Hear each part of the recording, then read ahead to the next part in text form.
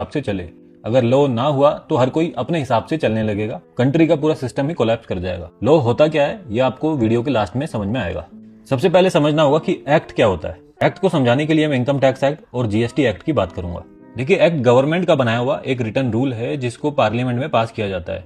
ये एक official law document होता है जो हमें बेसिक कॉन्सेप्ट्स बताता है। अगर मैं इनकम टैक्स एक्ट की बात करूं तो ये एक्ट हमें बताएगा कि इंडिया में इनकम पर टैक्स लगेगा, किस टाइप की इनकम टैक्सेबल होगी, बिजनेस इनकम कैसे कैलकुलेट होगी, टीडीएस क्या है, असेसमेंट कैसे होगा।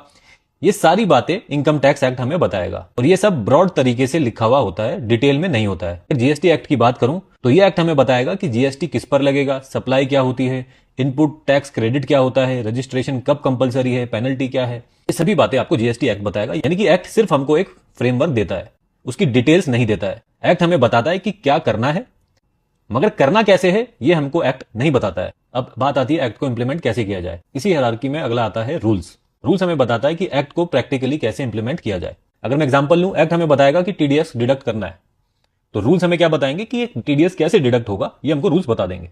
जैसे कि इनकम टैक्स रूल नंबर 30 हमें बताएगा टीडीएस डिपॉजिट करने का टाइम, रूल नंबर 31 बताता है टीडीएस सर्टिफिकेशन, रूल नंबर 114 हमें बताता है पैन का प्रोसेस। तो एक्ट ने हमको बताया कि करना क्या है और रूल्स ने हमें बताया कि कैसे करना है। तो अगर मैं आपको एक लाइन में समझाना चाहूं, एक्ट ने हमको बताया कि रिटर्न फाइल करनी होगी। रूल्स हमें क्या बताता है कि ये जो रिटर्न फाइल करनी है ये कैसे फाइल करनी है, ये सारी डिटेल हमको रूल्स में मिलेगी। मतलब ये हुआ एक्ट को देखते हुए, यानी कि एक्ट को कंसीडर करते हुए ही रूल्स बनाए जाते हैं। एक और टर्म आपको पता होनी चाहिए, नोटिफिकेशन।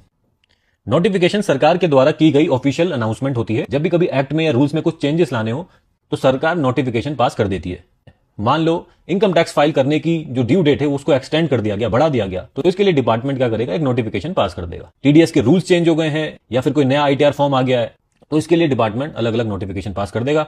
जीएसटी की बात करें, अगर मान लो जीएसटी का रेट चेंज हो गया या फिर जीएसटीआर 1 की ड्यू डेट चेंज हो गई है या कोई नया फॉर्म आ गया, कोई नया रूल आ गया, तो इसके लिए गवर्नमेंट यानी कि जो रिस्पेक्टिव डिपार्टमेंट है वो नोटिफिकेशन पास कर देगा। इसी हायरार्की में अगला कॉन्सेप्ट आता है सर्कुलर।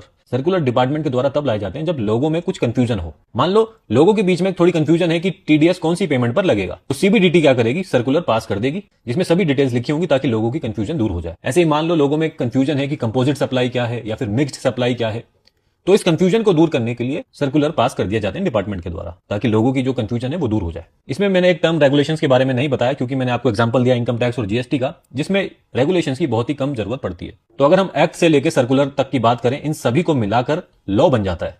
तो आई होप अब आपको लॉ, एक्ट और रूल्स के बारे में समझ में आ गया होगा, बेसिक आइडिया तो हो गया होगा। अगर आप चाहते हैं मैं ऐसी वीडियो आपके लिए बनाता रहूं तो लाइक, फॉलो और शेयर जरूर करें।